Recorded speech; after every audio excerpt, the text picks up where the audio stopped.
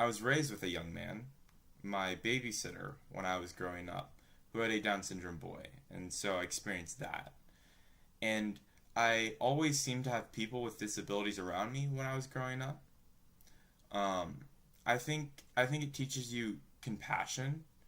I think you realize there's more about life than just yourself. I think people are focused more on what they can't do than what they can do. I have a niece who has autism and is pretty nonverbal, and I've always thought that she's really bright.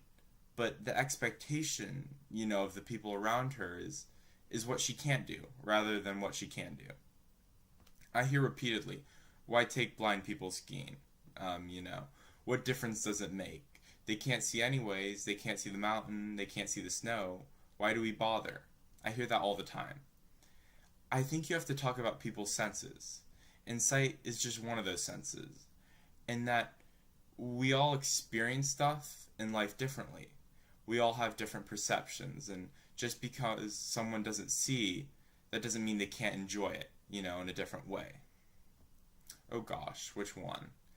I think I think I you know what? I'll just generalize. I think what is most exciting, whether you're a participant or a volunteer, is that you start only thinking that they can't do this. And, over time, they slowly realize they can be successful. And what I see a lot with our participant with our participants, especially the teenage guys, is that they always have to have wanted to hang out with the cool kids, and they were um, always unable to do that because people thought they were odd, and so did the cool kids.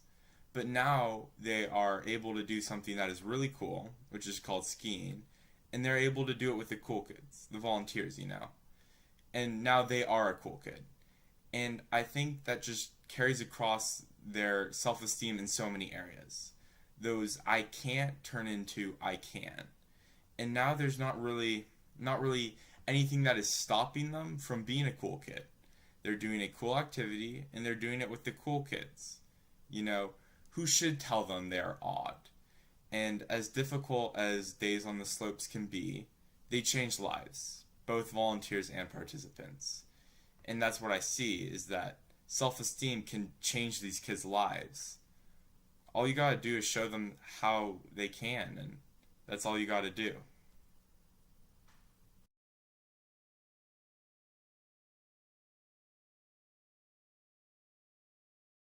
There was a little girl, her name was Maddie, and she had a mitochondrial disease, so she was almost entirely nonverbal, in a wheelchair, had a lot of trouble moving, and when she came, her parents were just terrified that, she was going to be away from home. And I just remember at the end of the week, she got up. And I got up and sang a song with her, actually. And she knew like every single word to the song. It was so funny. And she just nailed every part of it. And to the extent she was nonverbal, she got the tune. It was perfect. There's a poignant moment when you watch them surpass what people think they can do and what they think they can do. It's just giving them the tools for them to have moments where they can exceed the expectations they set for themselves. You see that a lot. People treating someone with an intellectual or physical disability, they really can do so much. Kids can climb mountains, kids can go kayaking. It's just about redefining your normal. It's about adapting. There's your catchphrase. It's about adapting. How did they teach me? Let me think about how to word it. Well, they teach you that for things to go well, they don't have to go perfectly. And what I mean by that, on a day-to-day basis, like, the kids won't have victories. But in the long run, you're looking for that victory. So I guess just to be patient and not to expect immediate results, but to, I guess, trust that they will come. I'll just say at one point, we probably shouldn't use names, but he fell down.